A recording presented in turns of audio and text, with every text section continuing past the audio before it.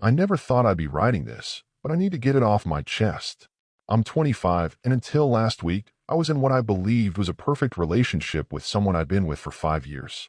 We met during our first year of university, clicked instantly, and everything felt right. We shared the same dreams, enjoyed the same shows, and even finished each other's sentences. 2 years ago, we moved in together, and life was beautiful. Things started changing about 6 months ago. Her mother got diagnosed with a serious illness, and work wasn't going great either. I noticed she started drinking more frequently. At first, it didn't seem like a big deal. Everyone has their ways of coping with stress.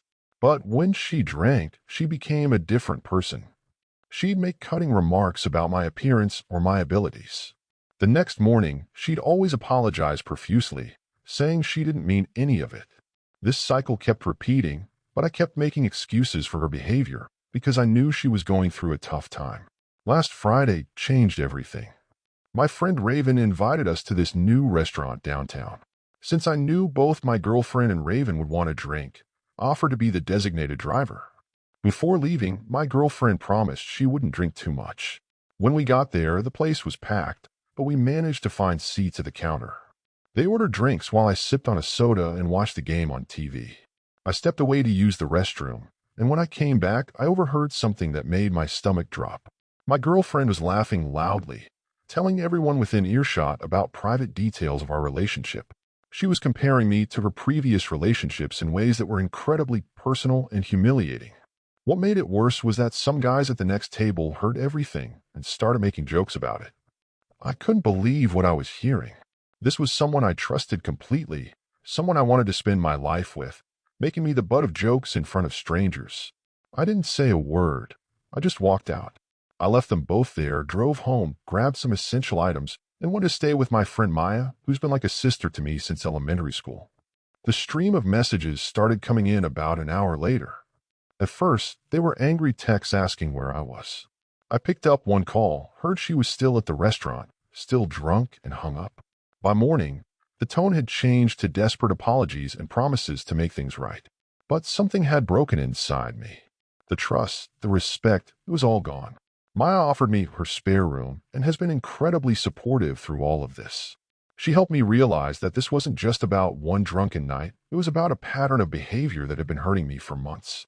I've been staying at her place for the past week, trying to figure out what to do next. Tomorrow, I'm going back to our apartment to get the rest of my things and have a final conversation. Maya and her cousin are coming with me, just to make sure everything goes smoothly. After a sleepless night, I drove to our apartment the next morning. Maya waited in her car, ready to help if needed. When I walked in, my girlfriend was sitting on our old blue couch, eyes red from crying. She jumped up and tried to hug me, but I stepped back. I needed to keep my head clear. "I'm so sorry," she started saying. "I was drunk. I didn't mean any of it. Raven told me what I said, and I feel horrible." She kept talking, kept apologizing, offering to show me her phone, her social media, everything like that would somehow fix things. I cut her off. "Did you ever cheat on me?" I had to know. "No, never," she said quickly. "You're the only one I want." Everything I said at the restaurant was stupid drunk talk. None of it was true. But that wasn't the point anymore. Standing there in our apartment, looking at the photos of us on the walls and the life we'd built together, I realized something. The drinking wasn't new. The mean comments weren't new. What happened at the restaurant was just the final straw. "I can't do this anymore," I told her. "The drinking, the insults, the apologies, it's a cycle that's breaking me down. You need help, but I can't be the one to help you anymore."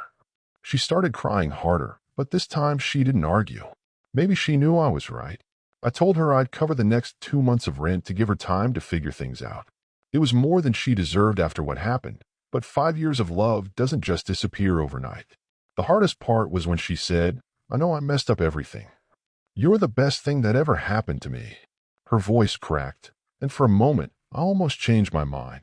But then I remembered the laughter at the restaurant, the humiliation, and all the nights I'd gone to bed feeling worthless after her drunken comments. Maya helped me pack my things. My girlfriend, now, stayed in the living room, quiet except for occasional sniffles. Before I left, she handed me a letter. "Please read it when you get home," she said. I nodded, knowing it would probably be the last time we talked.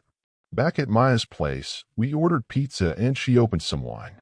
Her cousin Jake came over too, bringing beer and trying to cheer me up with his terrible jokes. It felt good to laugh after everything. Maya kept checking on me, making sure I was okay. The wine made everything feel a bit softer, a bit less painful. Later that night, after Jake left, Maya and I were sitting on her couch, slightly tipsy, talking about old times. We've known each other since we were kids, dated briefly in high school before she came out, or so I thought. The conversation turned more personal, and then something unexpected happened. Maya leaned in and kissed me. For a moment, I kissed her back before my mind caught up with what was happening. I pulled away, confused. But I thought, aren't you? I couldn't even finish the sentence. I'm not gay, she said, laughing. I'm pansexual. I like people for who they are, not their gender. Then she got serious. But you're drunk, and I'm a bit drunk too. This isn't the right time. I helped her to her bedroom and went back to sleep on the couch, my mind spinning with questions. The next morning, I woke up to the smell of coffee and pancakes. Maya was already in the kitchen, looking slightly embarrassed. About last night, she started. Yeah, about that, I said, grabbing a coffee mug. I thought you weren't into guys anymore. She explained how after we dated in high school, she explored her identity more. She dated mostly women but remained open to connections with anyone she felt drawn to. We talked honestly about our feelings, acknowledging there had always been something special between us. But are you sure this isn't just a rebound? She asked. You just got out of a long relationship. It was a fair question. I thought about it seriously. What I felt with Maya wasn't new. It had always been there, just buried under years of friendship. We decided to take things slow, keep it between us for a while until we were sure. That evening, Maya and I went out for dinner. It wasn't meant to be a date, but it felt like one. When we got back to her place, one thing led to another. It was different from anything I'd experienced before, comfortable but exciting, familiar but new. For the first time in months, I felt truly valued and respected. A week later, I finally read the letter from my ex. She wrote about getting help for her drinking, apologized again, and wished me well. I felt relieved, not because she was suffering, but because I knew leaving was the right decision. Now, 2 weeks after that night at the restaurant, I'm sitting on Maya's couch while she plays her favorite video game. My cat is curled up between us, and everything feels right. We're taking things day by day, not rushing to label whatever this is. Maya understands me in a way no one else has, and I'm learning new things about her every day. Looking back, I realize that sometimes good things fall apart so better things can come together. What happened at the restaurant was painful, but it forced me to make a change I should have made months ago. My ex's behavior wasn't just about one drunken night. It was about respect, trust, and self-worth. Maya just looked over at me, typing this, and smiled. She doesn't know I'm sharing our story, but I needed to tell it. To anyone going through something similar, don't stay in a situation that makes you feel small. The right person will build you up, not tear you down. Sometimes they might even be someone who's been there all along. Thank you for watching.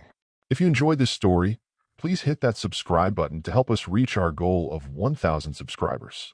Don't forget to give it a thumbs up and share it with friends or family who might enjoy it too. Your support means a lot. And if you have any thoughts, questions, or story ideas, drop them in the comments below. I'd love to hear from you. See you in the next story.